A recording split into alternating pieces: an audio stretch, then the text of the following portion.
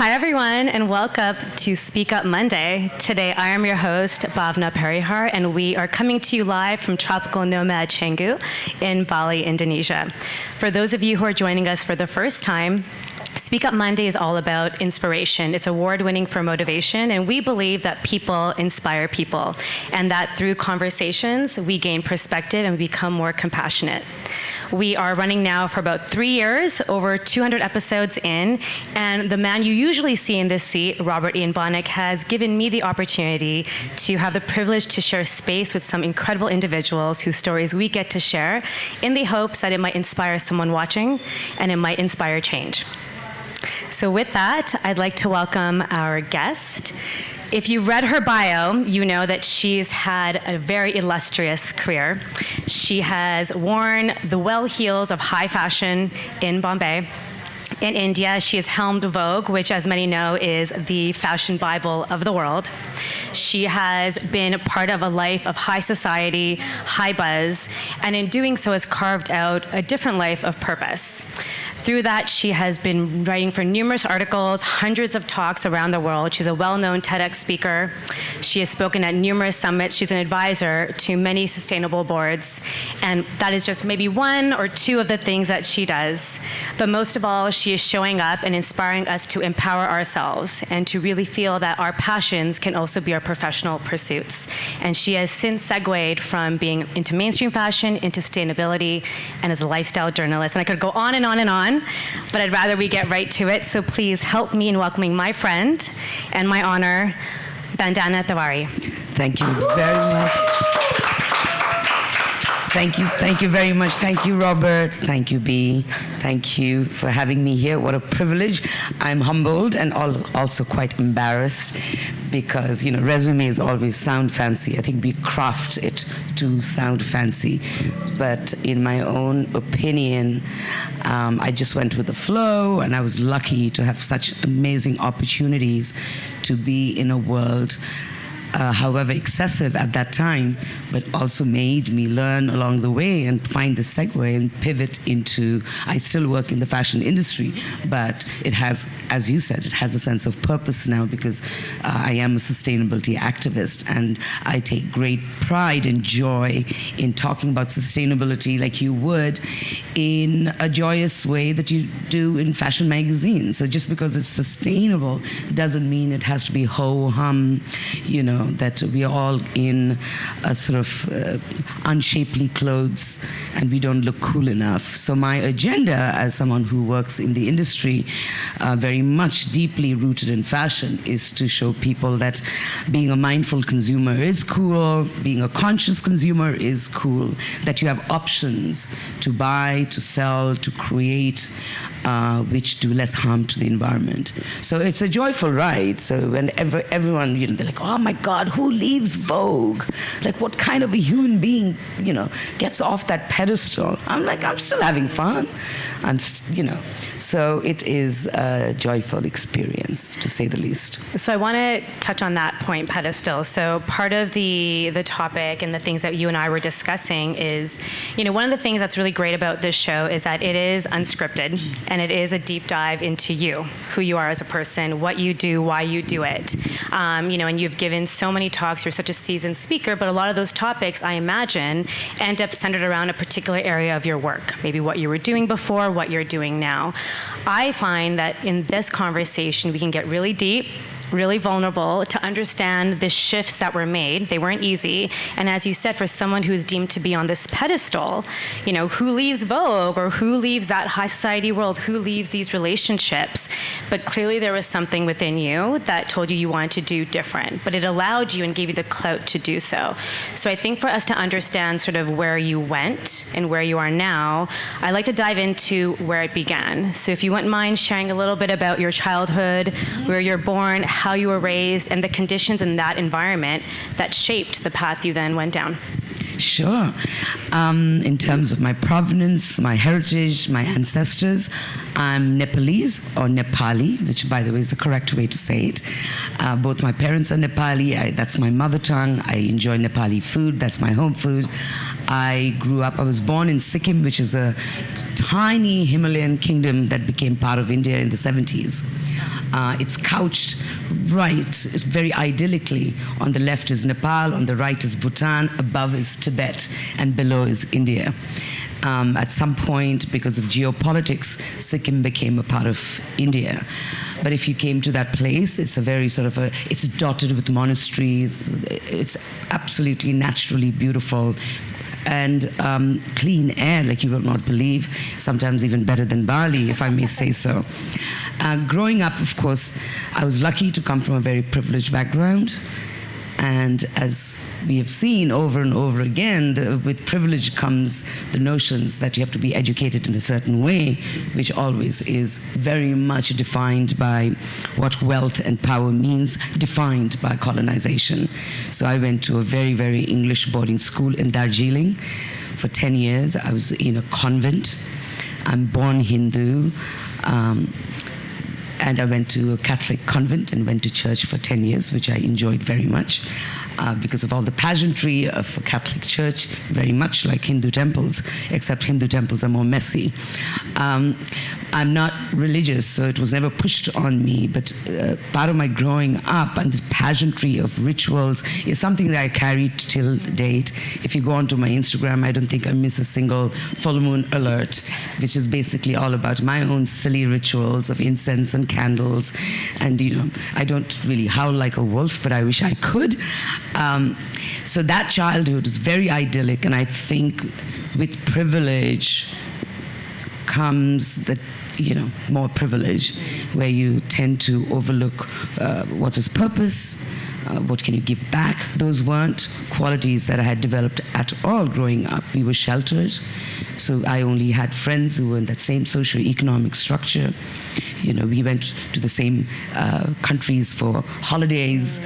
I'm sure we all have very similar experiences. So growing up, it was quite, if I may say so, because I'm a single mom now and trying to give my daughter a holistic approach. I don't want her to be as sheltered as I was, because when I went into the big bad world, then, I realized how ill-prepared I was. Just because I have a clipped English accent and I had better vocabulary than the others, doesn't mean I was prepared at all to see, especially in India, how the real India is really. It is almost bipolar in the amount of wealth it has and the amount of poverty it has, that if any of you have been to India, it is in your face. You can't hide behind anything, So while it was wonderful to be sheltered, I think it created a sense of imagination that allowed me to be a writer later in life, to be clear of all these worldly woes and be sheltered in a mountaintop, in a convent with a beautiful chapel and rolling hills, and waking up to the Kanchenjunga while you're reciting Macbeth. That sheltering allowed not just me, but also my friends who were in the same journey. It allowed us to think freely and become imaginative human beings without the woes of the world. And I see how incredibly lucky I was to have that, because look at the kids growing up during COVID times. I mean, how do we make their imagination flourish and show them what optimism looks like, that what hope looks like when we feel so hopeless at times, as we as adults. So that childhood definitely was as sheltered as it was. Today, I'm very grateful for. So it's interesting because when you describe the area you grew up in and the way you grew up, I mean, a lot of it, I think, at least to me, kind of gives certain cues to Bali and the way in Indonesia and the way in which having that, that sense of nature, being grounded, having those abilities. But at the same time, you also mentioned that it was great privilege. So it's when you kind of look at it coming full circle, I mean, you ended up here now, but there was quite the journey that got you from point A to now point B. And part of that was, as you said, kind of going into the big bad world, or what we might call just the mainstream world, or that matrix, or that consumerism culture. And in a country of India of like 1 billion people and just that disparity. So what was the next leap that got you into that big bad world, so to speak? Well, I'm sure everyone's aware, if you grew up in India, then you study a lot. So, of course, I did my Bachelor of Arts in Victorian Literature. For what reason, I don't know, because apart from some sense of vocabulary, I don't think I gained much. Then I did my master's in filmmaking. Of course, as typical parents, I'm supposed to be a diplomat, but then I did filmmaking, which was horrifying for my father, who's like, I want you to be a diplomat. But then I lied and I did my master's in filmmaking, which was a great segue because that visual imagination that I talk about growing up was something that I could apply, and that led to my writing. So when I joined Discovery Channel, it was, after you've done your master's, 4 or 5 years of intense filmmaking, and if I dare say so, I was good at it. And then when you joined Discovery Channel, I thought I'd have great opportunities to be a documentary filmmaker, but of course not, because they would fly down 20 people from New York to shoot in South India while I was like the chai girl, just on standby to make sure everyone's tea was piping hot. So just waiting for the opportunity to be like the 17th assistant to the director in my utter boredom, I used to read documentaries from this archive, beautiful documentaries done over time by Discovery Channel. And I chanced upon 3-4 documentaries on fashion, which were made in the 60s. And I was absolutely gobsmacked. I did not come from the fashion world. I did not study fashion journalism. But when I read those scripts, those titles I still remember. It's like fashion and a sexual repression, fashion and politics, fashion and economy. And I was, wow, your clothes say so much about the times, about culture, about identity, about feminism, all of that. So I started, I'm a geek, so I started researching and taught myself fashion, history of fashion. I gobbled every kind of information that I could, and just put my hand up and wrote the first stories for $20. And I was very happy to even get an opportunity in a newspaper where you write 1,000 words and you pour your heart and soul, and you got paid $20. But I built my work.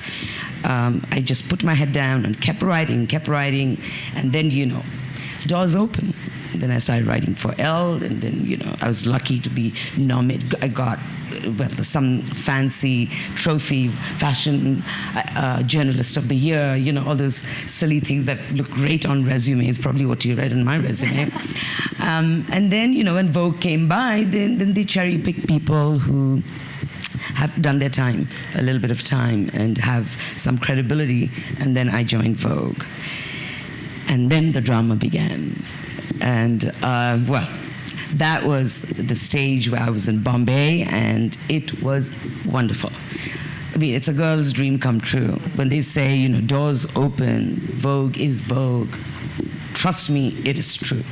Because the kind of life that I led, and I'm saying this not boastfully, I'm telling you because it's a trajectory, and I don't have that life anymore.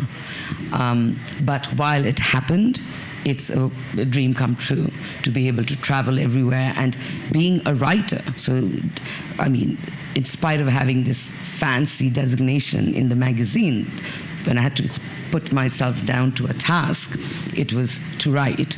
And so I was the forefront of interviewing top designers all over the world. And it was crazy.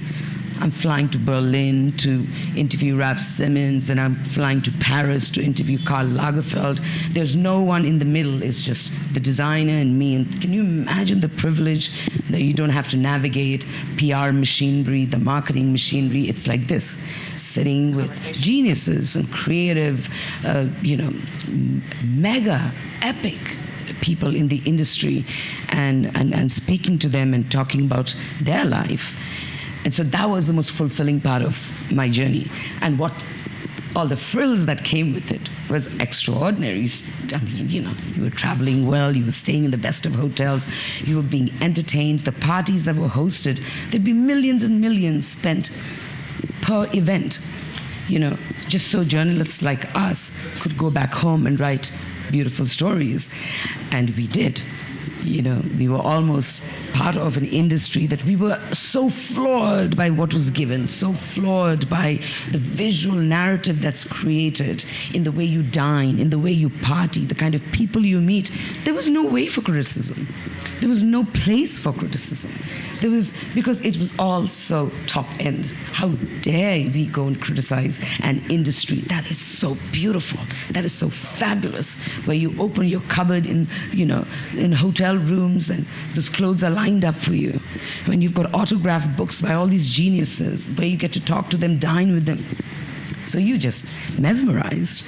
So for years, you just we float with the luxury, and then you realize you accumulate and accumulate and accumulate, and then you've got a cupboard full of clothes where you haven't even bothered to take the tag off because you're not going to wear it because you've got so much of it.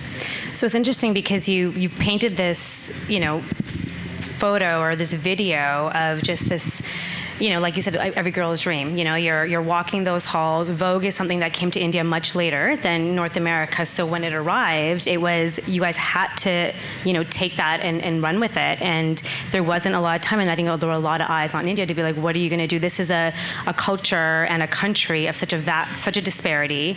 A lot of them don't have access to that same level of wealth, where the gap is much smaller, coming from North America. And at the same time, you have these events and these pictures, and you have the designers from Bollywood, you have the designers from international designers. So you're kind of working in all these different worlds. It harkens to some of the storytelling that you already talked about, that you had the clues as being part of Discovery Channel, the stories you wanted to tell. You also felt that fashion was a way to tell a story, and fashion was a way to give us an idea of what was happening in the times. It was, a representation of what was happening politically. But at the same time, from what I'm hearing from you, it was almost this bubble of just excess wealth. So what in that mix, what were some of the first few things you started to notice that didn't really sit well with what you wanted to do or what you thought you were doing? Right. It took time. I worked for Vogue for 13 years, and as I said, I had a blast. And when we launched in India, it was very clear that we, as journalists, as content creators from the Indian subcontinent, we wanted to celebrate where we come from too. And we thought, what a platform for the world to see what is indigenous to us. And so we did begin doing amazing stories, which was, in a very Western world, the erogenous zone, for instance, is, relegated to boobs and butts, right? But if you come to the Indian subcontinent, then you will see that the erogenous zones on your body is very different. It's the nape of your neck, it's the back of your hair, it's the hair itself, it's the waist, it's the ankle, it's this, what you wear in your hand. And so we did these beautiful shoots, because all about jewelry, but involving academics who could talk about ancient jewelry and the reason why certain parts of the bodies were celebrated and commemorated with these kind of jewelry. So maybe because I didn't come from a fashion background, I come from a background of sociology, psychology, filmmaking, it was very easy for me to think about academics and go into, who's done a PhD on temple jewelry in South India, and how can we represent that in a fashion magazine? So that's how it started. So it was extremely exciting. I remember we did a story where it's a debate. One page is someone arguing for and the other against, and it was about fashion's best item, the little black dress, the LBD. And I was like, this is Vogue India. We've got to find a substitute. What is it that for us? So it was the little black sari. So if you come to India and go to a cocktail party, you can, bet your bottom dollar that there'll be a sexy chiffon black sari with itsy-bitsy bikini blouses that's worn with your lubutas or, manolos. And that is a uniform where we sort of straddle tradition and modernity. And we all have it. So that is the little black dress for us. So it was so exciting to be able to juggle these two worlds and celebrate. Then, of course, over time, as the power of the brand becomes bigger and bigger, then the storytelling changes, because then we keep prescribing to a set notion of what should be said in a magazine, which is defined by the market. It's defined by who's spending money in the magazine. So over time, and I'm very much part of the process, so I'm not trying to put myself on a pedestal, we all started diluting that voice. it sort of happens almost unconsciously, because as I said, you are on this high. If you're traveling so much and you're having so much fun, being pampered silly with all the goodies of the world, then when your narrative starts dipping into some sort of non-identifiable, vague space, you don't even recognize it. And then going to your question about what were these turning points living in India, it started getting a little tough for me personally, because it is so obvious. There I'm sitting in a Mercedes, rolling out of my office or my home and going for a fancy launch party of a fancy brand. But you still have to go through the gullies, which is like the gangs in Indonesia, right? Tiny little roads where you see sprawling slums, then you see billionaires' homes on one side. But it's so obvious, and I would start feeling a little guilty because I know I'm going to a place where someone is going to spend thousands of dollars to buy yet another watch, And then I would think, imagine if you didn't buy your 9th watch, but you put that money into a community service that would give education to a village, give electricity to a village for a year, whatever it is, that value of money. And it kept recurring in my life. And so to the point where walking into my house, where I had a walk-in, not a closet, a room of things, and I chanced upon a book called Stuffocation, being suffocated by the stuff that we've accumulated in our lives. And I felt suffocated, And it's one of those big moments where it wasn't one of those pivotal moments, but it is a slow, a systemic change that would come over time, not something that happens. And it doesn't really happen that way. It doesn't happen overnight. I mean, I think for many people, when we do start to make changes in our lives, we're kind of given these clues that come over years, and we might ignore them or we might respond to a part of it because it's what's comfortable, and it's also what's sort of prescribed by society, and we're conditioned to want to go down a path that is well-worn and conventional. And as it is just being part of a fashion movement and being a voice, you already were doing things that were considered unique and different, and being able to showcase the traditional Indian fashion married with, the Western culture, that in itself felt like a form of storytelling. You felt you were giving a voice to Indian fashion. So I think, as you mentioned, that because you had your background and just your mindset around academia and sociology and the way the mind works, the way people work, and thinking of the artisans and all that, like that was sort of there and sort of like marinating, percolating, boiling in the background while you were doing the work. This is one of the learnings for me. You can try and be as fancy as you want, as I did, travel the world, globetrot, and do what you want, but ultimately your passion is so deep-seated, whatever the passion is. It doesn't take long for it to sort of percolate and come right up front. So my love for anything that is made by hand, the indigenous cultures, everything comes from my childhood. It didn't take time for me to realize if I want to be in this industry, then I want to be in an industry which is driven by my inner beliefs and my passions, which was already there. Like going to these villages all over India and looking at how the fabrics are being made, and Indonesia is the same. To go down to Sumba and see how the ikat is being woven. That was truly my passion from day one, because I grew up with that. My mother was a textile aficionado, and as a child I would go sari shopping with her, where you sit on the floor and these men will pull out these 7 yards of sari and throw up these colorful saris in the air, and they spread out on the floor, and you have to drink hot chai alongside, and we would touch the fabric and he would describe that pure storytelling, where it came from, which the women, how they live, how the children play in that little village, and how long it takes. We would be sitting there, my mom and I, listening to these stories, and that's how you bought that sari. You didn't just buy because the color was good, the pattern was good. You had to know the region, how much time it took. So it didn't take long for me to realize I love that. And I said, why not focus on that? And that led me to sustainable fashion, because I think sustainable fashion begins from ground up. So made by hand for me was a very beautiful segue into sustainability that could now talk about technology, innovation, science.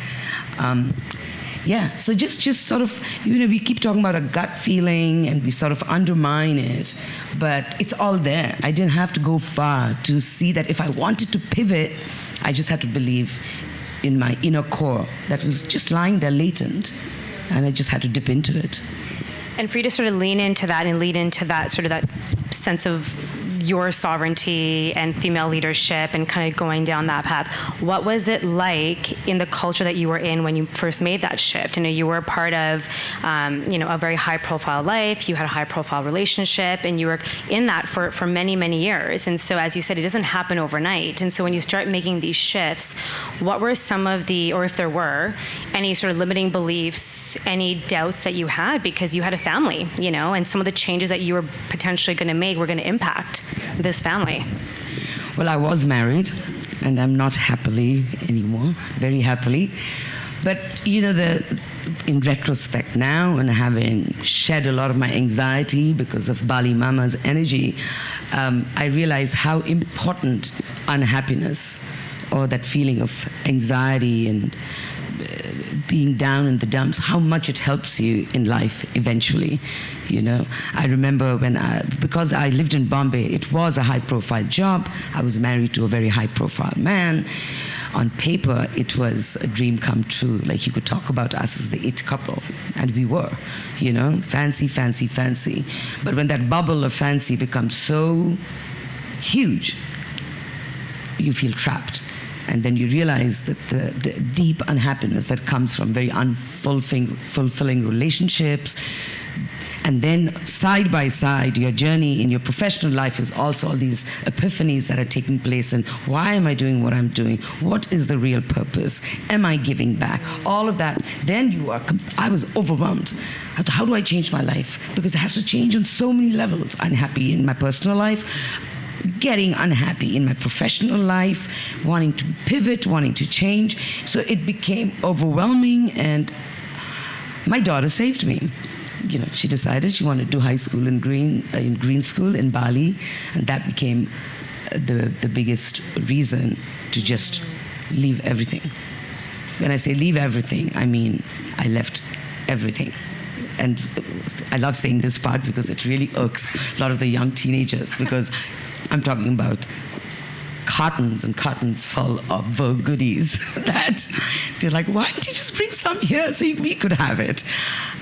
Gave away all of that, left my beautiful home by the Arabian Sea, and moved here with my daughter in 3 suitcases and started from scratch. And in the airport, as we were in the immigration line, some stranger who could see that, I was looking a bit nervous, and he looked at me and said, first time? I said, to live for the first time. I've come here before as a visitor, but to live. He says, oh, don't worry, this is an island of broken toys. You'll be fine, you'll mend. And, as people, I don't mean to be, it's not supposed to sound deathly and horrifying, but I felt good because I thought, okay, there are other broken toys like me, and I'm going to be okay. And so that was my first encouragement to start this new chapter. But on the flight here, for some reason, I started thinking about Mahatma Gandhi and his principles. And I kept thinking, why is it that these principles have not been used in the luxury business, in the lifestyle businesses? Because I'm sure I could use all these principles. So I started researching, going to a co-working space in Ubud, and I made a massive page and paper on, I wrote a speech, like someone was asking me to do the speech. No one was. And, with proper graphics and beautifully explained. I worked very hard, and I had all kinds of strangers who came to help. And it was insane when you are engaged in this holistic, emotional, passionate way for no rhyme or reason, with no sense of, that it has to go somewhere, that I'm going to kill it in some conference. There was no proposal for me to go anywhere with this talk. But at that time, just strangers working next to me who worked with Bill Gates and who worked with Bernie Sanders in their social media campaigns came and helped me with my stupid graphics and my presentation. And they're like, where are you going to give this speech? I said, not sure yet, but it'll happen somewhere. And then, lo and behold, Condé Nast International, they do the luxury conference every year in some exotic place like Greece or South Africa and what have you. They were doing one in Oman, and the topic was mindful luxury. And the organizer, Susie Menkes, who's one of the top fashion critics of the world, who I've been tailing her through my career as a little protege, she wrote me a beautiful letter saying, I've heard you speak a little bit in Copenhagen Fashion Summit, and you're the first person I'm inviting as a keynote speaker on mindful luxury. Please say yes. I was like, I've just got the speech ready. I've got the speech ready. So there I went, and from there was no looking back. I was still working for Vogue at the time, but it gave me the right reason to go back and say, I have to quit, because I can't be a sustainability activist and then work in a consumerist environment. I can't take with one hand and give with the other. So I bowed out gratefully, hopefully, graciously. I still love Vogue. They taught me everything. And that's how this journey began. And just, And I mean, I think it is important to recognize, and for those who are maybe watching online, that it's your story might seem like you came from, as you did, this high society, high profile, high fashion life, mainstream fashion, and then you made that shift, and it may seem easier, they may think, for you because you already had the clout and the experience to do so, but at the same time, you're a human. You have the same doubts that we all do about, now you've made this shift and I need to make good on this change. And now people are coming to me, asking me to give talks on the mindful consumption. So in a lot of ways, you were kind of constantly reinventing yourself and having to empower yourself. And you said that your daughter raised her hand and said, I want to go to the green school. So that kind of helped empower you to make that shift when you already were living a very powerful life, as one might say. And then to have these clues and have her reach out to you from Condé Nast and say, yes, come and talk. That was another moment to reiterate and kind of give you that that confidence to know that I'm on the right path. Mm-hmm. I'm wondering, were there any moments for yourself on a personal level that you empowered yourself with to say, this is something that I can do and I am reinventing myself, that was born from you, yourself, and only you? Well, it takes time. A lot of people think that, it's been easy in the sense that it was one of the most difficult decisions I made to leave Vogue, because you're persona non grata when you leave such a top job. That's when you realize who your friends really are, because you just get dropped like a hot brick because they feel that you don't have the influence anymore or what have you. On the other hand, you also have incredible people who are behind you, beside you, supporting you in your new journey. And I remember being utterly depressed because it was from everything to nothing. From having such a huge system working for you and pushing you along, because it does. Big doors open up for you, the opportunities that come your way. I can't begin to tell you the life that Vogue can give you and the name that you can create. And then suddenly you're bereft of it. There's nothing to cling on to. And everyone's telling you you've gone crazy. So what is Bali doing to you? Like, are you drinking the Kool-Aid? What are you doing? Too much yoga on the beach? Like, why would you make such a decision? So you feel really incapacitated. Like, have you made the right decision? Like, what kind of life am I forfeiting? And for what? All of those. And so that was, to reconcile that was the most important part for me. To be able to say truthfully to myself, it is a journey that you just don't dip into and dip out. That you're not going to be 100% sustainability activist and be sustainable yourself, but you're on that journey, and are you ready to make that commitment? And I have and it's a scary thing, because now we are talking about sustainability, but when I started really deep diving into this topic and offering to speak in conferences and bringing mindfulness and Gandhian philosophy and Buddhist economy, all this into these talks, I was learning myself. And the expectations of people that just because you're a sustainability activist, that you are on a pedestal. That was the scariest part, because I'm not. I'm actually learning on the job. I'm not an expert. I know people who've been working in the sustainability field for 30, 40 years who go unrecognized.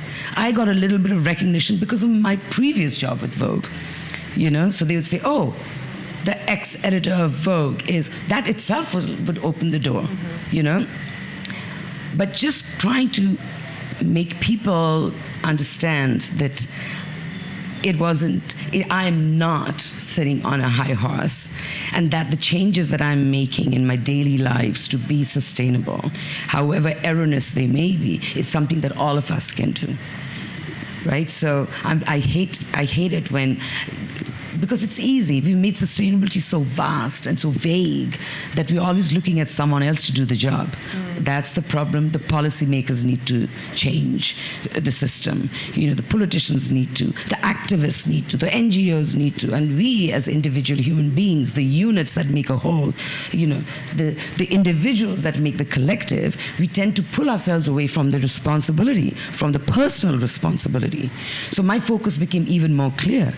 Of all the things that I could dabble in as far as sustainability is concerned, I made it a choice to talk about personal responsibility, which goes directly into Gandhian philosophy, because Mahatma Gandhi, his principles, he lived them on a day-to-day basis. He was the biggest proponent, the biggest executor, the biggest custodian of his own principles. He lived every bit of it because he took personal responsibility for collective change, for social impact. So that I thought, you know what? I come from that heritage. I can talk about philosophy and spirituality and sustainability. I'm not the tech expert. I'm excited about the innovation that science and technology is bringing into our clothing, fabrics and vegan shoes and what have you.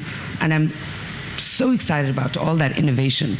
But if I have to speak from my heart with no script, then I have to go back to my heritage. I go back to Vedanta, the wisdom of ancient scripts. I can go back to Buddhism, Buddhist economy, female leadership that can come from Buddhist economy, gender, identity that comes from where I grew up, in a place which is hounded by patriarchy. I raised my daughter in the rape culture of India. To have to talk to a little girl about rape when you should be talking about the birds and the bees. I mean, there were extraordinary times to raise a child, and being a single mom on top of that. So I realized that if I take from my own experiences, then I'm not bullshitting. That I can always dip into my own experiences, because it's a reminder that we probably all have very similar experiences from different cultures, but our humanity is the same. So that led me to a much more authentic space in my job as an activist. So I think what also applies, because I know we talked a lot about in our conversations before, and I think just the way in which you show up, on social media and your conversations is that, and the topic around, and even the title of this talk, like what's professional is personal, and vice versa. And that for you, it's, I think we can spend so much of our time in our careers, in our pursuits. And those pursuits should maybe, because some might argue, be your passion, because the two arenas are not necessarily separate. If you're spending so much of your day doing something, is it something you feel good about, and is it something that you feel aligned to? Now, I think in the case of you, like you had, the background, you had the upbringing, you had the education to think thoughtfully about that. You had the fashion background, which was kind of a segue, and you already had the interest, as you said, in terms of understanding where the fabrics are coming from, where the stones are coming from, how it's being made. But not everyone has the luxury at times, or the privilege, to be able to make their professional and their personal passions one and the same. I mean, there are certain people, just due to socioeconomic conditions, due to life around them and the way that they were raised, that they just have to clock in at a job, so to speak, and do something. So for people like that who might be watching, who say, I want to be pursuing something that I feel authentic and I feel I have a personal mission around, I want to pursue that, fully in my professional, but I can't, I just have these obligations. What do you have any sort of thoughts or tips or just mechanics that you would want to impart on them, because not everyone can do that? Yeah, well, when I say make professional personal, or what is professional is personal for me, it's more of an ideological shift that we all should have, because we all have different types of jobs, right? I remember sitting with one of the editors in Vogue, and it's a lot of women with a lot of different dramas, including my own. And when you're reaching that precipice of about to burst into tears or whatever, I'll just say, hang on. I spend more time with you than I spend with my little child who's growing up, because of the hours that you put in our jobs. We've got to find a different way of communicating, because I actually spend more time with you than my own family. And so it doesn't matter. You could be a lawyer, you could be an accountant. You are clocking so many hours per day with people who are not related by blood. They're not your family. So how do we not make that personal? How can I not get along with my colleagues? How can I not understand their humanity, their trials and tribulations? Pretend that I'm a different person when I walk into the office, and then I'm a different human being, kinder human being, more compassionate when I get home.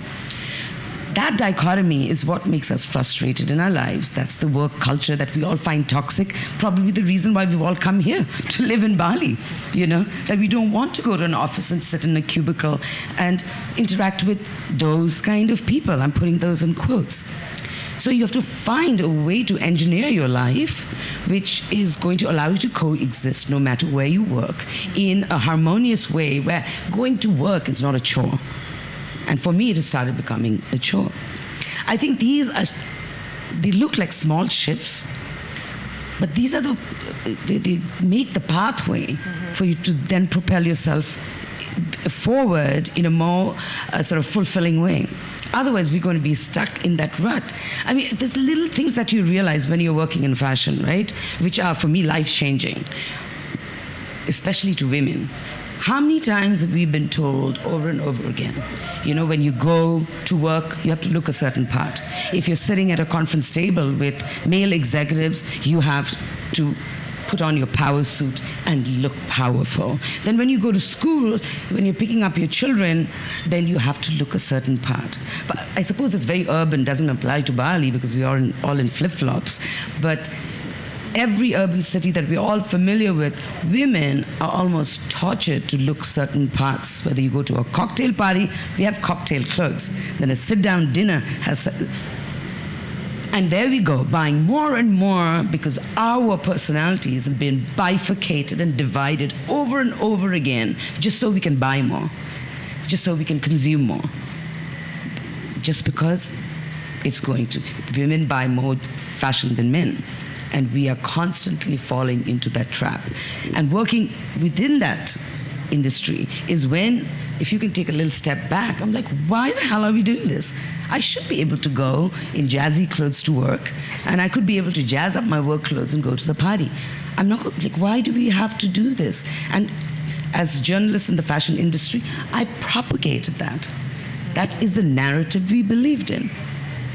But taking a little step back, these are the realizations where then it became very important that gender equality, femininity, ideals of feminism, all sort of come from these little epiphanies that I had doing my work or stepping a little outside it.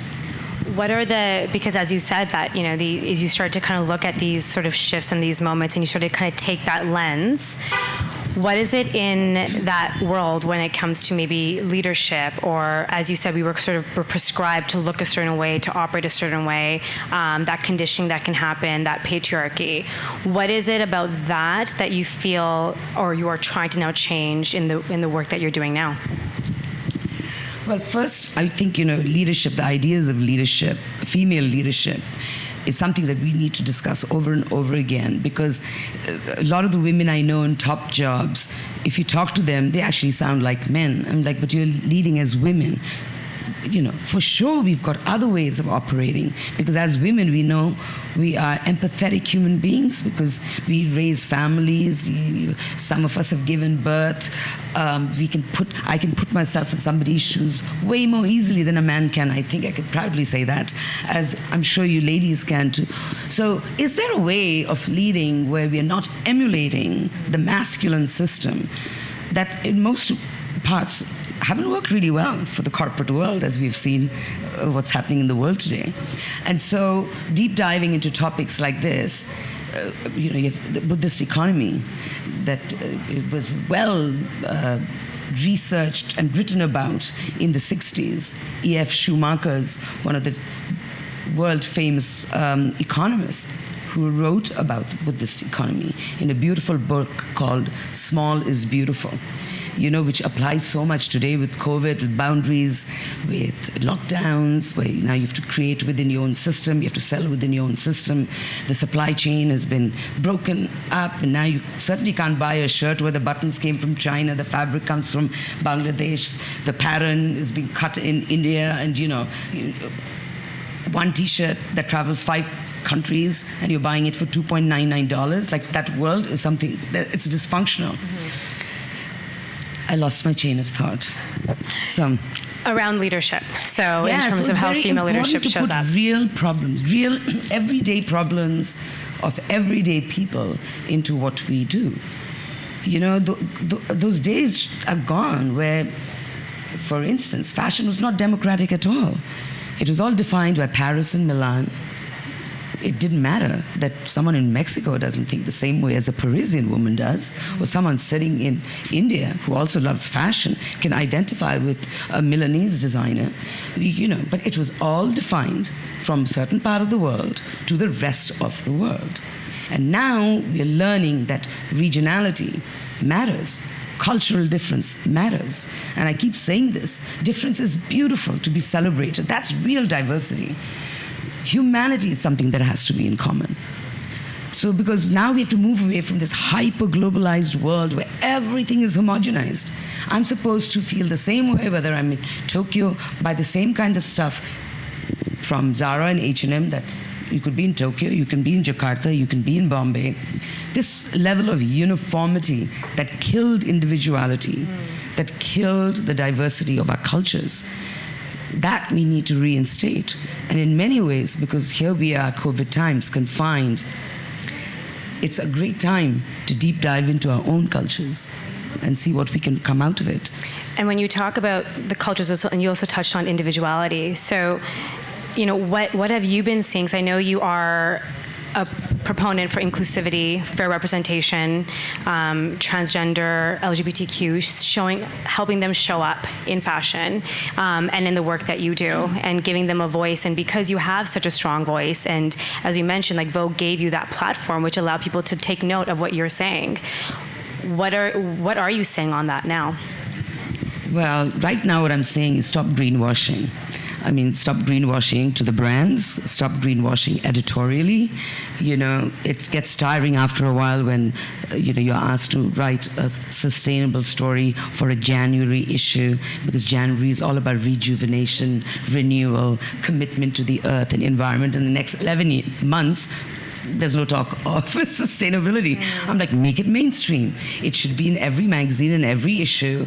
Talk about it joyfully, make it sexy, make it hip, which is absolutely possible. And so now I'm trying to change my own way of writing, the editorials that I propose. I've got 3 underway right now. Can I give one example? Absolutely. So there's one that I'm doing. It's beautiful Zambian women, the artisans, and they make jewelry like this. But this is the metal. It's called snare metal. They're laid out on the grounds that trap elephants and wildlife in Zambia. So the women go, pluck this metal out. They beat the metal into these kind of jewelry. And it's called Beauty from Brutality.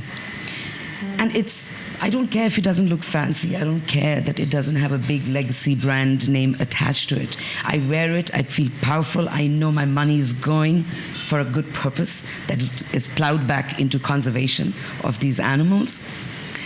And so I did a shoot with skaters in Bali, and the hashtag is Skaters Against Snare Metal. One of the boys is right there, who was one of the skaters. And we shot it, and the Zambian women, the skaters in Bali. It's love fest between Indonesia and Zambia. It is protecting animals. And the whole storytelling is based on this collective ideas of love, respect, dignity for people and the planet.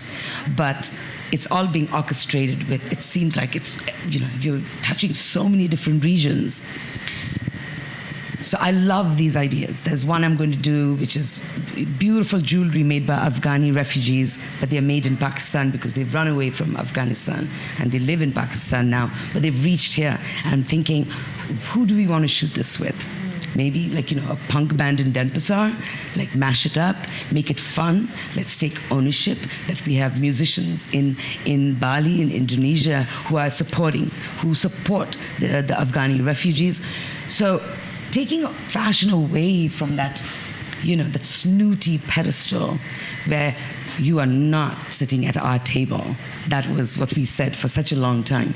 Now it's like, please, join us. And let's make this about compassionate fashion and make it cool.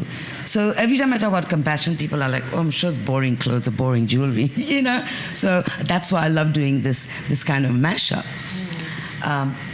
So that level of editorials where we actually honor everyone who participates in that story. So models are not just clothes hangers, They have a name.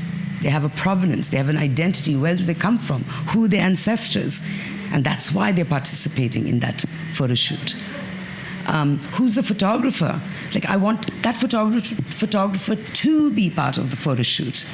We want to see faces of the creators. So everyone's a co-creator. So I don't want to work in a system anymore where the hierarchy of this person decides how the narrative is going to flow. We are co-creators. And so I'm doing a whole bunch of projects on my own to test it out and to see if this works beautifully. So do you feel a sense of responsibility? Because as you said, everyone gets to sit at the table. Everyone has a role. They all get showcased. And do you feel that, at any points that you're having to sort of reconcile with the life that you once led and the work that you once did to have it, because there are people who are going to read, and as they should, reading sort of and consuming mainstream fashion, and that's fine because people have their passions and their interests. So what responsibility do you feel, because you have that voice, you have that clout, you have that experience, to help bring everyone at the table, as you said, in the stories that you're weaving with your new storytelling? How do you have any visions or ideas or predictions for how that will make its way back into mainstream, and that culture and that way of thinking will become mainstream, because you have this beautiful platform that you get to do that with? Yes, it just goes back to Gandhi and personal responsibility. Be the change you want to see in the world. That's his words, not mine. And that's, in my very tiny, humble way, that's what I'm trying to do. I have to lead by example. So if people think I've got the clout and the Vogue clout, which I do, because 13 years in Vogue, I gained a lot of credibility, respect, what have you. So how am I going to harness that? But I have to do it on my own. And I have to be the change. So I'm a writer. So for me to do something that is different editorially, to tell you there's a different kind of storytelling that includes everyone, that is joyful, that is participatory, that is not about hierarchy. So I'm doing that, and hopefully, because it comes from a place of authenticity, I hope it resonates. Because there's nothing, what is there not to like? Because it's only love and compassion and camaraderie and co-creation. So I'm just going with the good vibes and hoping for the best. And so I know that there is that sense of purpose and passion. I can hear that. I can feel that coming from you, and it's beautiful. I'm sure there are moments that you struggle, and I'm sure there are struggles that you still face trying to not only for the world to be more compassionate in the way that they consume, for you to live this life, and you are in Indonesia in what someone might argue is an easier way to be compassionate. It is, we aren't triggered by the same sort of city elements and environment. So if you were to put yourself back in Mumbai or any kind of cosmopolitan global city, or for those who are in those environments, what have you struggled with, or do you perceive could be a struggle for you, having to still toe that line of where you are now? And it sounds facetious, but I don't look at it as a struggle. Okay. If anything, there's so much to learn in this field because, it's so exciting for me. So my struggles, I think the tough part of changing, leaving my country, leaving my friends, my family, all of that, those struggles are over because now I'm in a comfortable place. I feel settled. That part is gone. Now it's only joyful discovery. I don't have,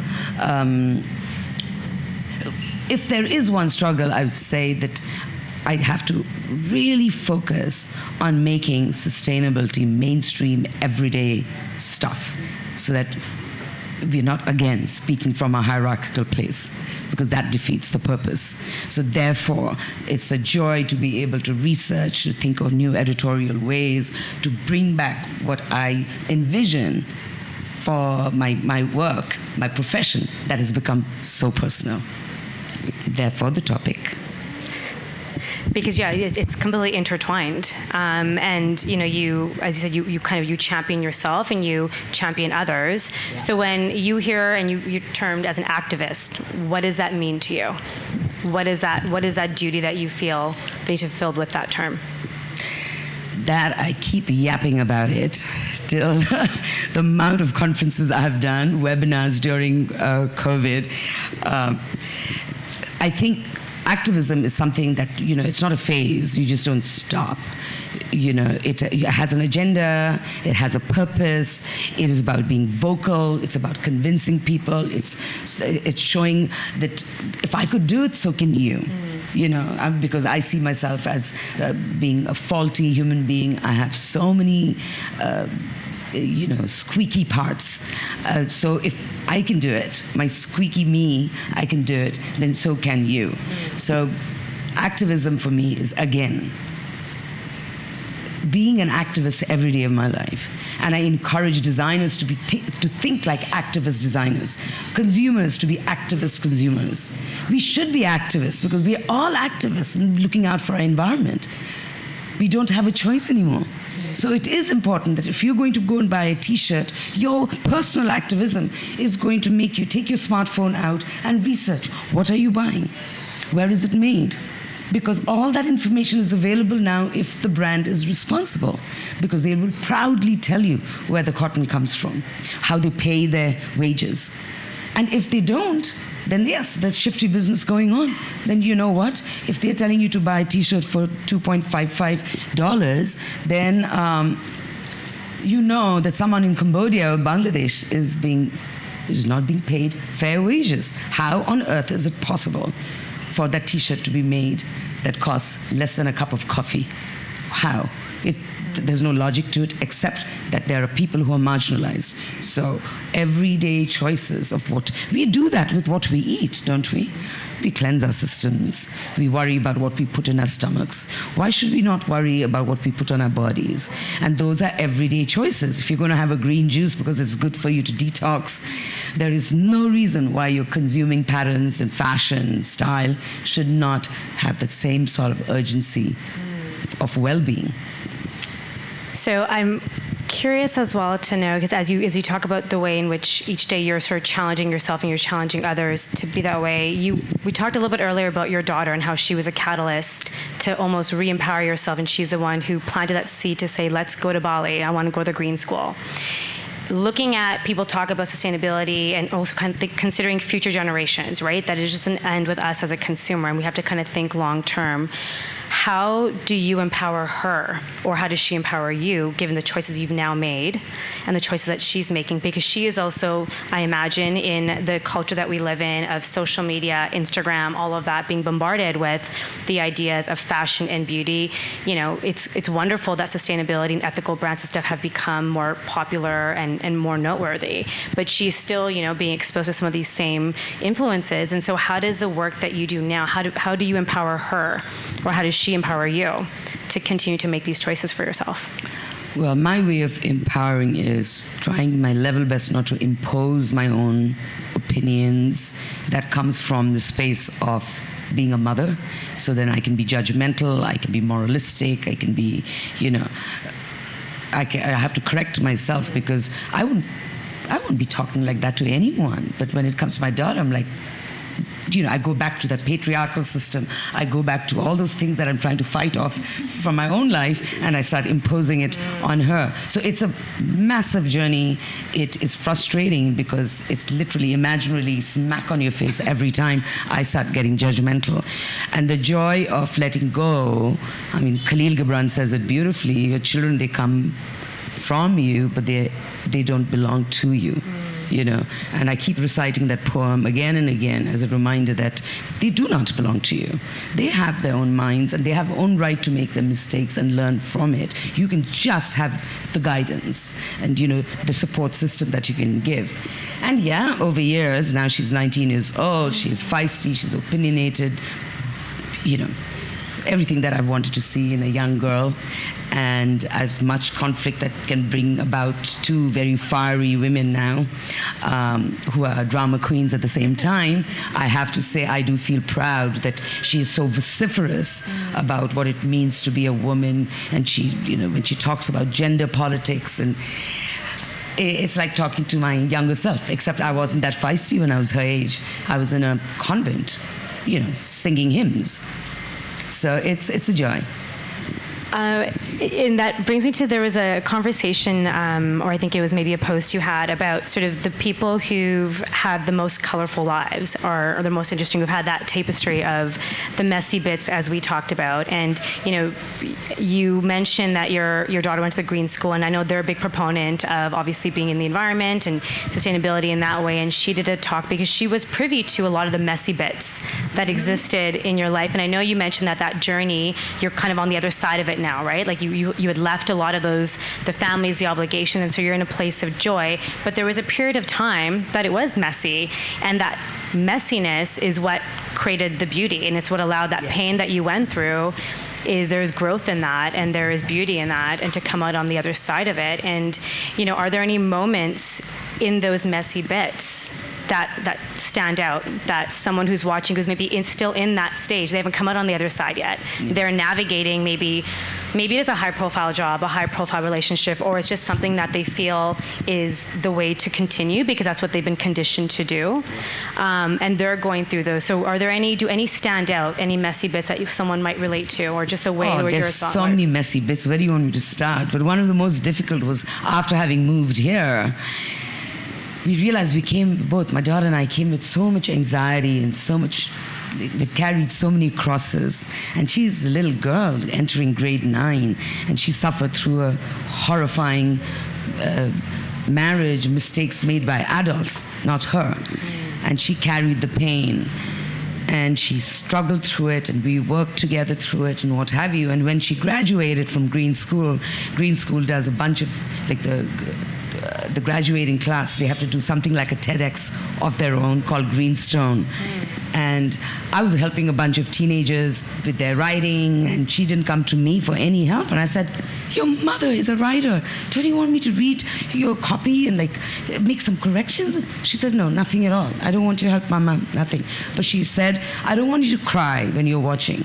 It is my truth, and I own it, and I'm going to say it. And she went on stage, and she's a singer. She's an amazing singer. Now she's in Berkeley Music in Boston.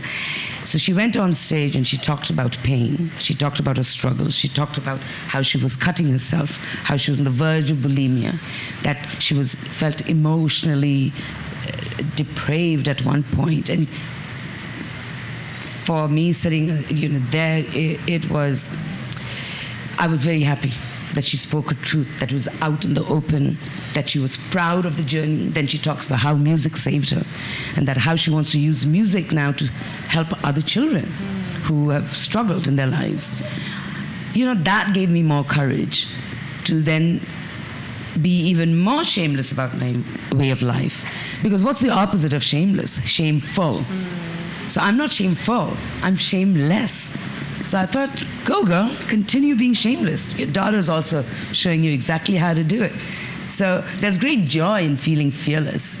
And sometimes, it was my daughter who sort of led the way for me. I mean, that's, that story and to have to sort of watch your daughter tell about a time that was quite painful and to kind of revisit those sort of messy bits, but to realize in doing so, the growth that has come, and now you both stand in your truth. I mean, your social media handle is behave, bandana, but like let's misbehave, right? Because in doing so, we give other people permission to live their truth. So you talk about her sharing her truth and the way in which you show up. What's your truth?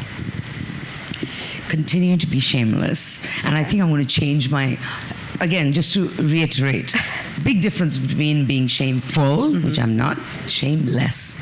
I think that just takes away a lot of that, the burden of being too good, too this, too that, everything that's defined, especially for women, you know. And so for me, it's the older I get, the more shameless I'm becoming, and I'm enjoying that journey very much. But by no means am I anywhere commendable. It is a journey, and every day there's something that I struggle with, which is internal, which is psychological, which is emotional. There's a lot of baggage for women to keep shedding. You shed one layer, we're such onions, right? And then something else gets exposed. And I don't think there's no point pretending there's a sense of destination to be reached. There is no destination. You got to be doing good for now and move along, you know, and that I find better than thinking of a destination. Otherwise, it's too tiresome. You know, I just have to know for the moment, for now, you know, I'm doing okay. I'm doing good. You know, I dropped off that bit of that skin that didn't need me. And move on. So that takes away the pressure and of me trying to be, what am I trying to reach? Nirvana? It ain't happening right now. But my everyday life becoming better and more joyful, I hope so, and I think it is. I think it is. And it sounds like you're very much living sort of in the present and enjoying that. Do you have any like practices that you do to sort of remind yourself of that, or things that you do for yourself in terms of just sort of keeping centered and just knowing that it's the journey, not the destination? Well, I've got a bunch of teenagers who don't leave my side. And for me, they're the biggest grounding. Some of them are there, and they're already, They spend a lot of time with me. It's complete joy and complete pain at the same time. It's a weird mix, but they keep me grounded, you know. They're funny, they're goofy. They're the ones growing up in a world, you know, they've just graduated and they've entered the world during COVID times. And if they can be happy and if they're working their way through life, I have no reason to sit and moan about anything, really. You know, so they're great reminders for me to not take it so seriously and, you know, continue to be goofy, because they're so goofy that it's infectious, and I get to be that too. And it sounds like in sort of the way you empower yourself then, and you continue to, is to sort of lean into that curiosity, that childlike nature, that energy of what's I like pure. Gravitating towards energy that we all do, actually. What am I talking about? We all gravitate towards energy that makes us feel happy and euphoric or whatever it is. And some are very personal things, like we all have our own rituals. Like for me, it's incense in the morning and chanting, the music. It just sets the mood for the day. I don't wake up hyper, you know, because the rest of the day becomes really hyper. So these private moments are something to be set off. I'm not terribly good at being, you know, disciplined about meditation and yoga, but that's always there. I don't have an extraordinary life at all. I lead an ordinary life with fun and hopefully integrity. And I can't say much more about my life, really. I mean, I think you're just a living example of leading it the way that you do. I do want to have some time so we can get questions from the audience. So before we go there, in theory, we know what you're doing now, but what are you doing right now? And what are some of the things coming up for you? So I've got these projects I'm talking about, which is a cross-cultural, cross-pollinated, new type of storytelling stories, which is going to, as I told you, from Afghanistan to Zambia to Java. We've got a whole lot. I've got people sitting in Bhutan waiting to collaborate with someone in Mexico. And so when the first 3 are done, I'm going to start with the next 3. But it's all about different cultures, about creation. Again, it's compassionate, conscious fashion. And of course, I continue to do my speaking assignments. And now, hopefully, when things open, I'll be able to travel and go see my dad in the Himalayas. But yeah, that keeps me very busy. My writing, you'll find my writing. I post it on Instagram. I still write for Vogue, but it's wonderful now to be called on to write about sustainability for these magazines.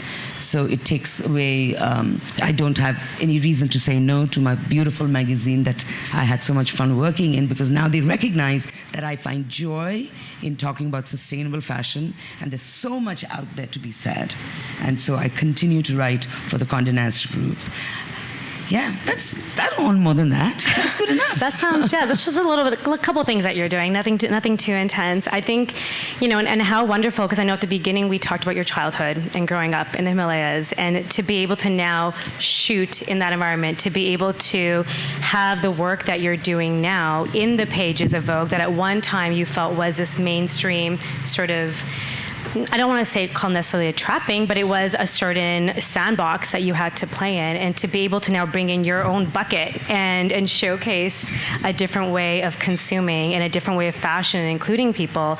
What a beautiful full circle moment. And through that all, you just kind of kept going, and you kept listening to yourself, felt that your personal and your professional lives were one and the same, because how we spend our days working is how we spend our days living. And I think a big part of the example you are for many of us, and those who are watching, is it's, as you said, the messy bits are kind of what get you to the beautiful bits. And the tapestry that we weave is so much more interesting when we've had that colorful life and to kind of get there. So I think with that, I'd love to have some questions from the audience. You have an open format for her.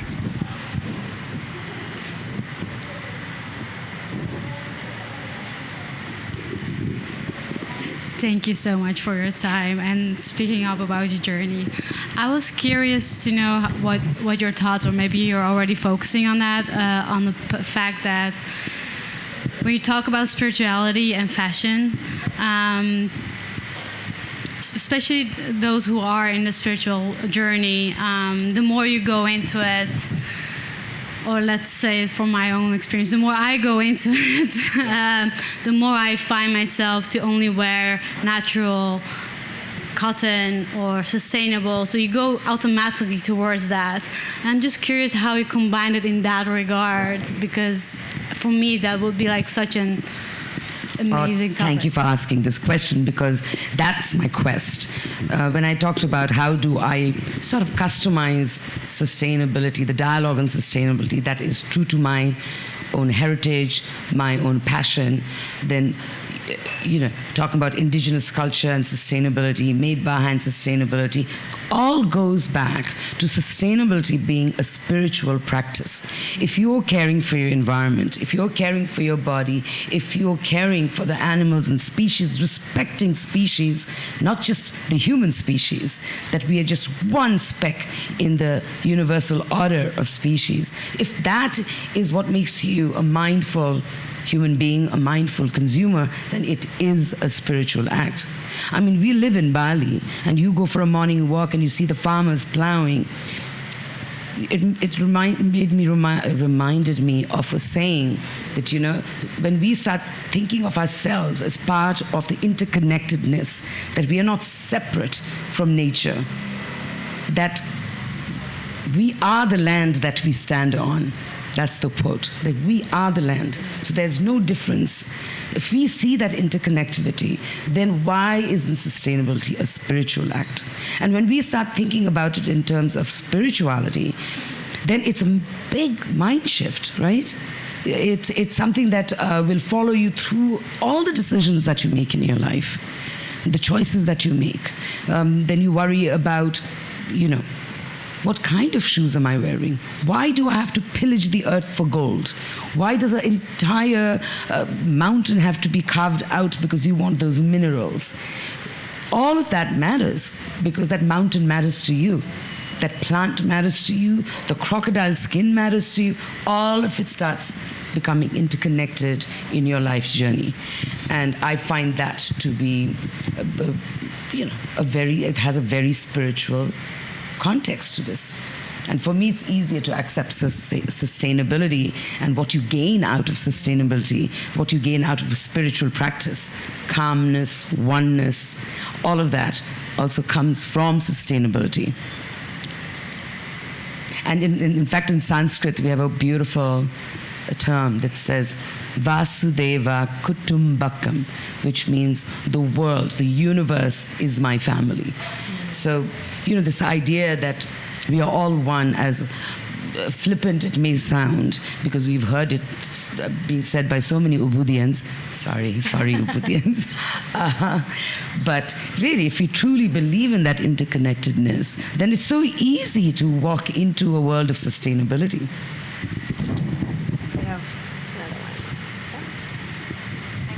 Much for the inspiring talk. I really, really relate to every word that you said. I'm myself also a sustainable fashion designer. And you started the conversation mentioning stop greenwashing. Do you think that the industry at the stage where it is possible to stop greenwashing and not to use sustainability as a new selling sticker? Because I feel the whole industry picked up sustainable word as it is to sell quicker and easier. However, the background is covering nothing about sustainability. Absolutely agree with you. There is a lot of greenwashing happening with what we call the legacy brands. All the brands in Milan and Paris, all the labels that everyone covets. We see a lot of these brands do capsule collections, and they make a small capsule collection of sustainable goods, and they do it. They'll make bags out of recycled nylon, for instance, that come from fishermen's nets. And they look good, but it's such a small collection in a massive trade that happens globally. But, it gets highlighted in press. We journalists talk about it, and so you greenwash it, thinking, wow, they're doing something phenomenal, when it's a minuscule part of their business. So nothing much changes, except it sounds really good. A lot of brands put the word sustain, conscious, all these words that people have really fought with. We really stand by these, and now they're trademark words that belong to the brand name. And so that kind of greenwashing we're seeing everywhere. So I admire that you are a sustainable designer, because we need smaller businesses that start seeding sustainability ideals from the beginning of their journey. So sustainability is a practice that grows alongside your brand. It is not something that you'll have to dip into 20 years from now and then you wouldn't know what to do. How do you change a system how do you change a system for H&M and Zara? Can you imagine what a tall task that must be? Where there are factories all over the world, where it's uncontrollable. We can't even imagine how far and wide this business is. Where do you start making the change?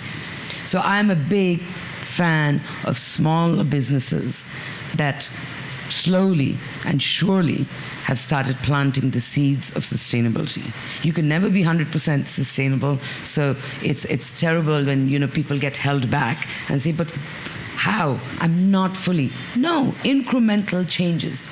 You look at your own chart, your supply chain, your value chain. Where can you start making those changes? So I love small businesses, small design brands that work in sustainability very much. It was really inspiring that you said there is no struggle, but it's just a learning procedure, because this is what I also recognize, that I kind of struggle with the held backs, with the lack of resources and the lack of mental resource in people's mind, why I want to do that and why they don't open up, like not to use polyester, but use different natural resources which actually biodegradable in the process of making the clothes and after that when you discard them. So I'm very grateful to be able to have and listen to what you said, because I'm a student of Condé Nast and this is what inspired me to be a sustainable designer. Just one more question, if possible, is that for me, I think that during the years and in the last decades, fashion was always inspired by the economics, politics, environment. But now I feel like we had a shift, and I hope it's going to stay like this, that now fashion is inspiring other industries to be more sustainable. What do you think about that?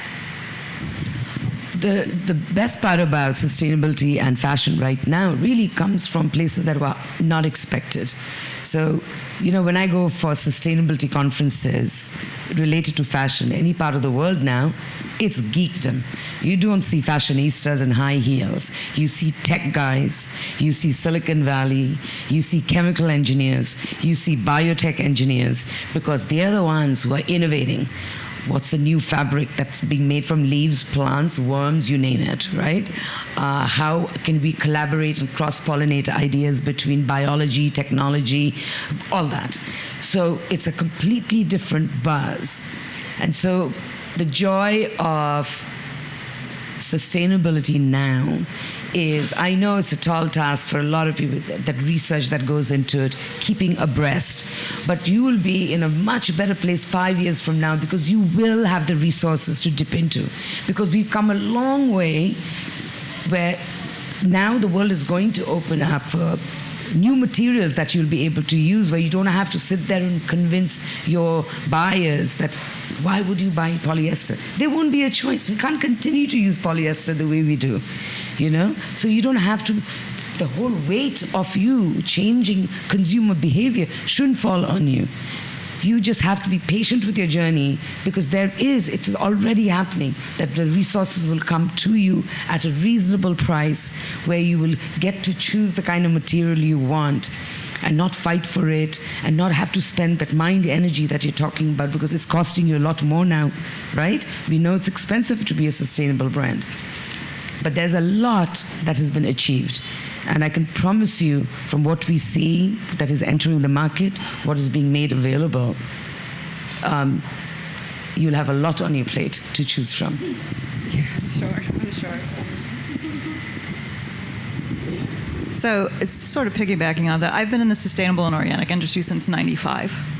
So I come from a food background and have shifted to cover both food and textile. So I would say actually food has encouraged the textile background.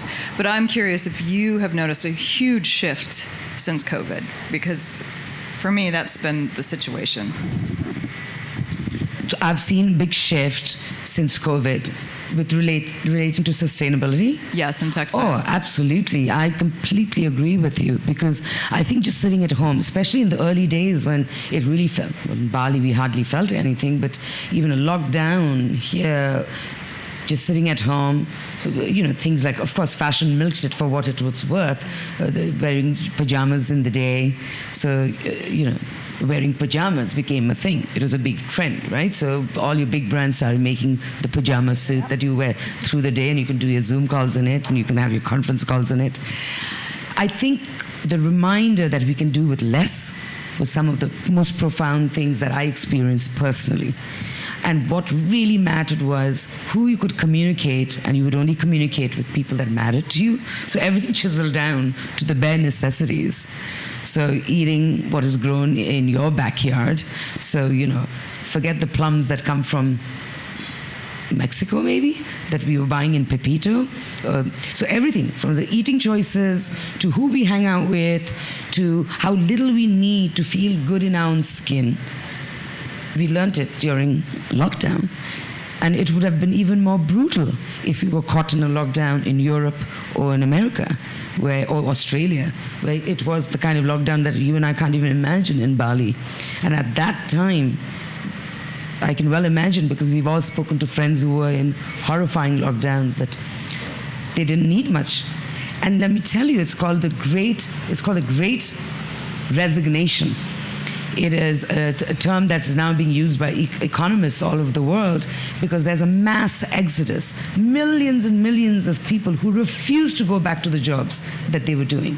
And I'm particularly talking about the ones working in Amazon, in Walmart, in these mega conglomerates where you are just a number. that you are part of the labor force. You're not human force, you're a labor force. And you are clocking hours, being dehumanized in a job which you have to do repeatedly. And then when they're locked down, sitting at home, they realize you don't need to put in those hours to lead a life of less excess, but healthier lifestyle, more joyful lifestyle. So this resignation is going to impact the economy, world economy. But this is, again, realization of ordinary people who do not want to be dehumanized anymore.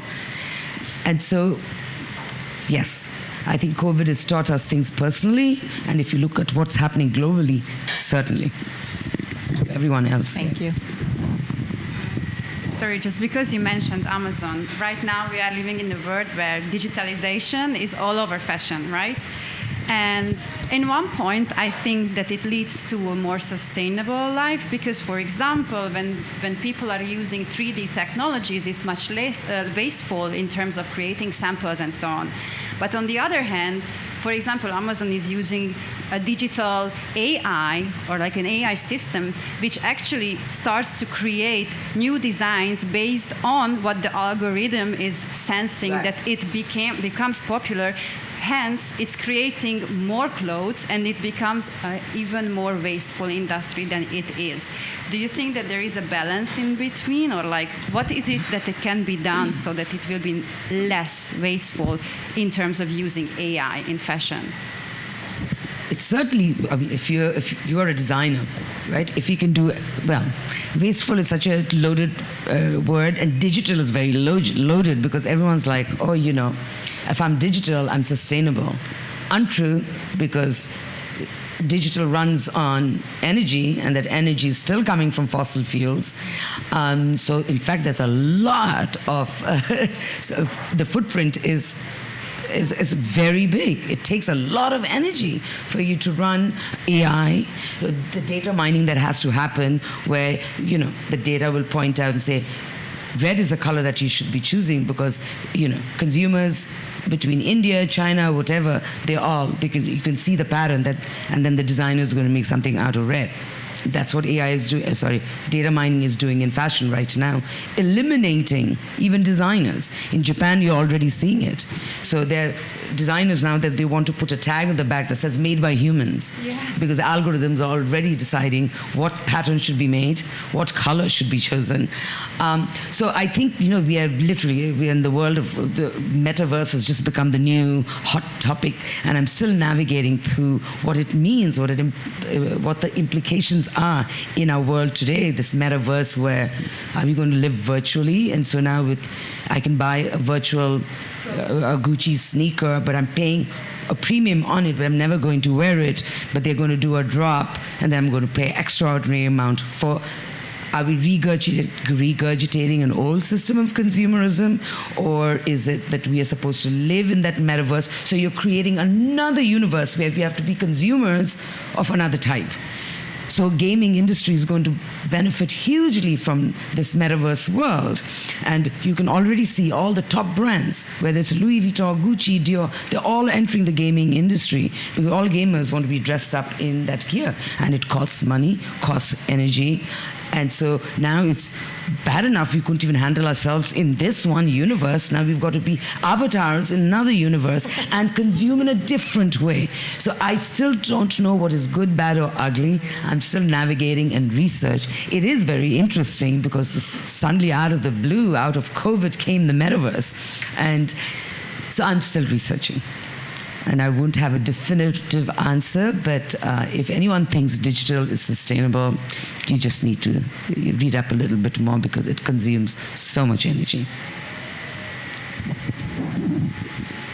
So I don't have any questions about fashion, digital, metaverse. I'm more on a human level.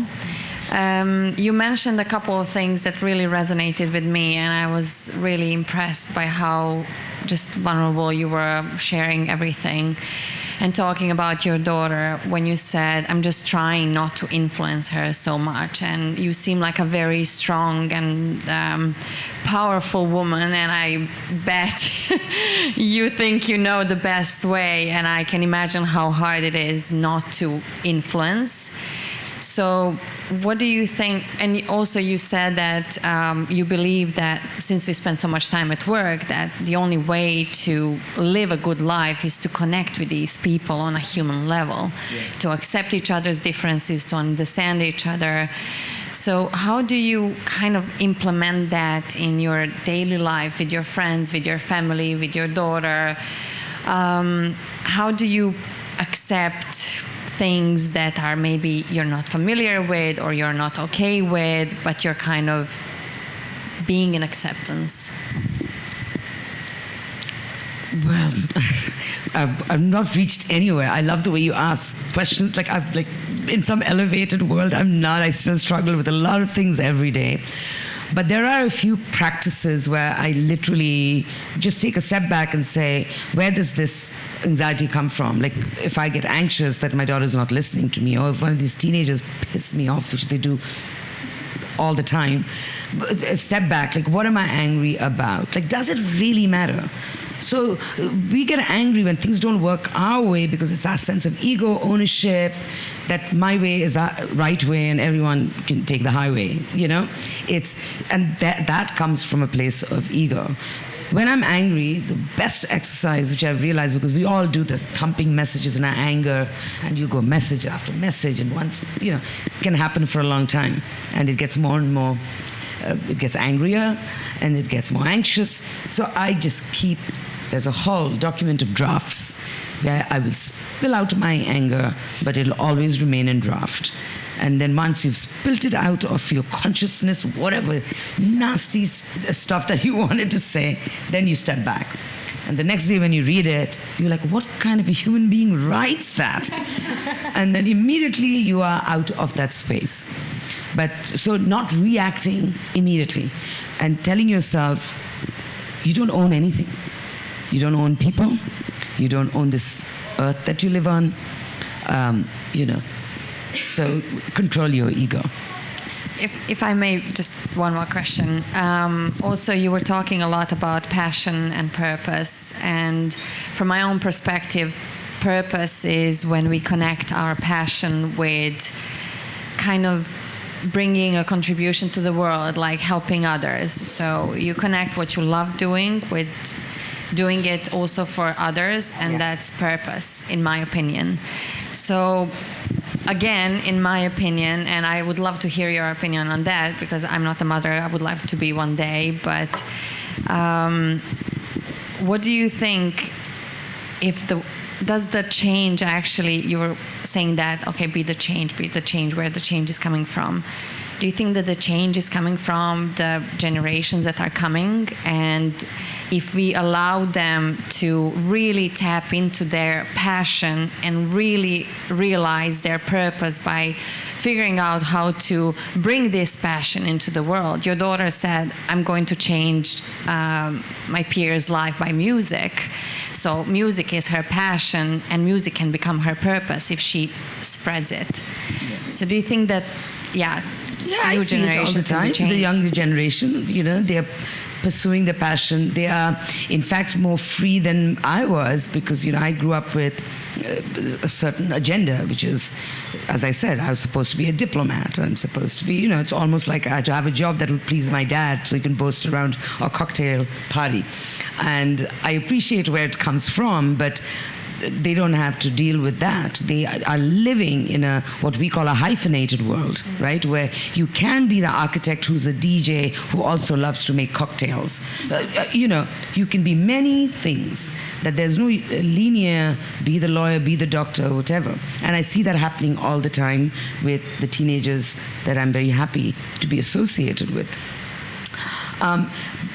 But for adults like me, and I speak a lot about this, is that no matter what we do, that if we just keep in mind that whatever is being made, if we respect the process, right? So anything that is made has a process. Anything that is made by people, So we can't just keep focusing on the product. It's just a product, a beauty for beauty's sake. It sounds so regressive. What does that beauty mean if it's harmful to the people and the environment? So from this consumerist agenda of product, beauty of the product, to understanding people. the process, and the purpose for that product. The purpose, what does it give back? I think then it's a holistic way of being an ideal consumer, a conscious consumer. But that process cannot be eliminated. We can't just talk about the product and not engage the people. And any of those, and the process and the purpose. So for me, personally, I find it very difficult to buy anything if that beautiful product, that process, it has nothing to give back to a community. So I'm always looking for what is that brand doing to give back? Because I have so many choices. Why should I buy from a brand that doesn't give back to people and the environment? You know, why should I? It's my money. It's my hard-earned money. It's my choice to pull out my wallet.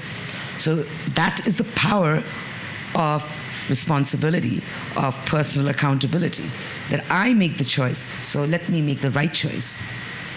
And therefore, for all the designers and anyone making beautiful stuff in the world, just creating stuff, more stuff, is regressive. If you make stuff that's going to change lives, impact culture, then we're talking. Thank you.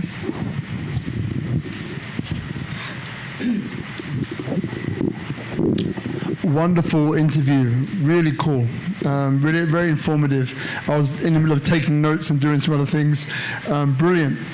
I interviewed a guy the other day, and this is a sustainability man. And what he did was brilliant, I thought, and it just comes up now, which is, so he created a little checklist that people could carry around with them, and this was about general sustainability and recycling, stuff like that. So for example, I asked him to put into 3 or 5, because the brain, I think, remembers that easier. So when you go to a supermarket, let's say Pepito, sorry, Nyoman, been on the show. It's almost like when I pick this thing up, the thought in my mind is that where is it going to go? Right? And as sustainable as I thought I was, I never thought like that actually. But just that one step was enough to me rethink what I'm buying, right? Because then it's like, well, this is going to go to landfill, this one's going to go there, this one can be recycled, this one is single use, and all the rest of that. So I know you've intimated and spoken about it this evening, but maybe people watching, what could be, do you think, like a 3 or 5 step kind of process that someone could kind of hold in their hand before they buy anything fashion to give them that heads up? Yes, there's no away in throw away. Like we throw away things and we think, where does it go? Into the ether? There's no away. It has to go somewhere. And everything irks me now. I'm still practicing. I'm still buying wasteful stuff, you know. But everything, you know, there's little toothpaste that you get in hotels and they have that little silver foil that you have to peel out. I'm like, that has to go somewhere too. So your mind goes into a tiz because the amount of stuff that we pick up every day and has to go somewhere, and it's dreadful for the environment. As far as going shopping, which we must do because we have to support millions of people who create beautiful things for a thriving economy, support creative people, designers, what have you. I think one thing applies very much to buying clothes is what's the end of life of this garment. And there's a difference between end of use and end of life. So end of use means you go to a swap party and please swap it with your friends or upcycle it or recycle it. So there's nothing that you should buy without knowing the end game, how you will dispose of it, which means the life continues for that dress that you have after you've used it. Your pre-loved clothes, that's the word we use. They were loved once. Your pre-loved clothes can be passed on to someone who's going to wear it. So what happens is that you conserve it, you look after those clothes because you know that's going to be passed on. One of the biggest pollutants in the industry is our washing machines. They're the ones that are sending billions of tons of microplastics into the oceans, which, by the way, fills the fish, which we, by the way, some research just came out that we've got X number of kgs of microplastics that we consume monthly, each one of us. So not washing your clothes that much itself is a huge move. If you actually cut down your washing, we never think about that. We think about buying less, but then you'll run the clothes again and again in a washing machine. It is, first of all, wasteful because of the resources that it uses, right? Which is electricity, water, and then the microplastics that go into it. Now we all have smartphones. Research, make yourselves powerful, empowered by the information that is out there about the brands, and say no to brands that don't serve a purpose to the people and the planet. Those are all choices we can make on a daily basis. Everything we buy, anything that we love, anything we pick up. As designers, design out waste.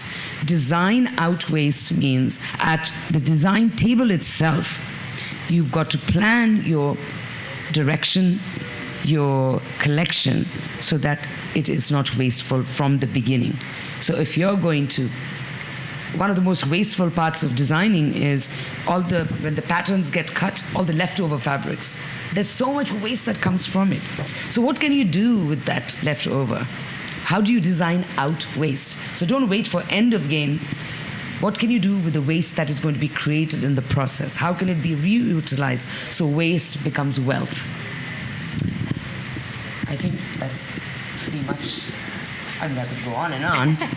Now, as we know, it's not necessarily answering the question, it's what the question comes up in our mind. So brilliant answer. Are there 3 steps that someone could actually say, okay, these are the 3 things that I must check before? You mentioned a few of them. One was, where does this come from, right? Are there any more steps? One very big one, which I say a lot, is don't buy. Just stop buying for a while. Go on a shopping diet. If you do it for our bodies, when we go on diets, brutal diets, why can't we do that for fashion? Just for a while. Don't buy, because that one decision not to buy so much is going to save energy, save resources, save the planet, all of it.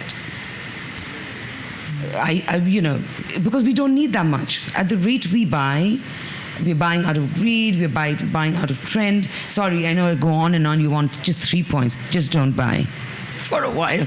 That's number 1. Yeah. Number 2, educate. What you're buying, you need to know what you are buying. And 3rd, resell, reuse, mend, upcycle, recycle. Love it. That has to be part of your behavior. That you're not just going to buy something and dispose. You're always going to think how that is going to be used again. So these are beautiful words that should be ticking along when you go on a shopping spree. Love it. And last question from me. So earlier on, when we had a chat, you mentioned about the fabrics and how incredible the fabrics are becoming. And you spoke of the one which grows with you. So can you maybe give us maybe 1 or 2 fabric that we might not know about, which are either here or on their way? Lots of them are real technical names, but I'll tell you some of the brands that are doing phenomenal stuff. So Petit Pli is a children's wear brand, and the designer used to work as a NASA scientist and loves Japanese origami as passion. So he melded the 2 together, and now these are clothes that grow with the kids, because we know how wasteful children's clothes are, right? Because they grow so fast. And so you buy, you dispose, you buy, dispose, and this now, imagine almost like origami folds, they start growing with the child, which I think is genius, and they've won lots of awards. There are other brands. I love the ones where it's about vegan leather now, because in Italy there's a lot of innovation that's coming out of vineyards, where they take the skin of the grapes that are being squeezed into wine, and they take the skin and turn it into the most spectacular leather. Nothing shoddy. It could be absolute high level, high fashion, non-leather. And it's funny, the leather industry is suing because they're not allowed to use the word leather at all. because they will corrupt their industry. So there's the whole politics behind all these new innovations too. There's algae fabric that is going to come into the market, which have, apart from the fact that it's made from algae, is medicinal for your body and therapeutic for your body. Then there's mushroom. There's any kind of crop waste now. So imagine in Sicily, all the orange factories where they're squeezing the oranges. That waste, that crop waste is being turned into incredible silks. It's all going to be the thing. It's not going to be something startling whatsoever. It will be the things that designers will choose to create from very soon. Amazing. Okay, so I think we're going to wrap up slowly, but I just wanted to, I think we could have so many conversations. I think there's many multiple Speak Up episodes in the future, because just, touching on spirituality to mindfulness and consumption to sustainability, I'm sure there's many people watching and fellow designers in the room who have questions around what they should ask themselves. Terms like eco-luxury, sustainability become these buzzwords, and understanding when you're talking about your brand and you're putting that on your website, what you should be asking yourself before you feel that you have the right to do so. Or, these big fashion, businesses, fashion is a business, and how do we reconcile the idea of, as you said, maybe you don't buy as much, but what does that mean to those who don't now have that job? So I feel like we could have so many conversations, and I want to give you an opportunity to have a moment to think about sort of your final words to leave with the audience, and we will have many more conversations in our future. So while I let you do that, I just want to take a moment to thank everyone here for being in the audience. It definitely makes for interesting dialogue. I love that we had conversations from spirituality to sustainability to design to tech to the checklist. And I feel like that is what makes this so special, is to have people here engaging and in those conversations that we get inspired with. So thank you so much for giving us your time. I also want to thank the Tropical Nomad team for giving us this space to have these conversations and allow us to be in nature and protected from nature at the same time, so we can have this. So thank you so much, Itchy and team, for allowing us this. And thirdly, I want to thank Robert E. and Bonnick. We're laughing here for those watching because we have some nature elements just coming at us. But I want to thank him. You have given an opportunity for so many people to share a story. And for those of you who may not know, this is been running for 3 years now, over 200 episodes in. Every Monday, without fail, rain or shine, Robert's been here helping share stories to inspire humanity. And it was born from some people in his life who committed suicide, knowing that Monday is the highest rate. So to have a place to come to join online, to know that maybe something that is spoken about will spark change, or you'll feel heard or related to. And we thank you for giving us that, and thank you for giving me the opportunity to be in this chair and have these conversations. And with that, I want to thank my wonderful guests. I feel like we could just talk for hours and go on so many different tangents, and I feel so privileged that we got to share this space and get vulnerable, get deep, talk about the things that move you, the things that drove you, the things that got you to where you are, and to answer some questions regarding the future of fashion and sustainability. And I know we're going to have many more. So hopefully this is just part one, putting it out there, manifesting that for us. And I want to thank you so much for making the time and having this conversation with me. So thank you. Thank you. Thank you. Thank you, Robert. Thank you, Bea. And thank you guys for coming. I know it was a day when we all want to sit at home, and rainy, and watch Netflix, but I really appreciate you guys being here. And just to leave you with, again, something that I truly believe in, and a journey that was propelled by Mahatma Gandhi. There's a beautiful word called ahimsa, which means nonviolence. Nonviolence in thoughts, deeds, and actions, which is basically the principles of sustainability. And he says, and I'm paraphrasing, he says, nonviolence is not a garment that you put on and off at will. The seat has to be in the heart. So therefore, this topic, which is what's professional is personal. So I had to feel it in my heart for me to make a professional journey personal, and vice versa. And I hope you can do the same, thinking of these words from Gandhi. And thank you again. Really, really appreciate. Thank you very much. All right.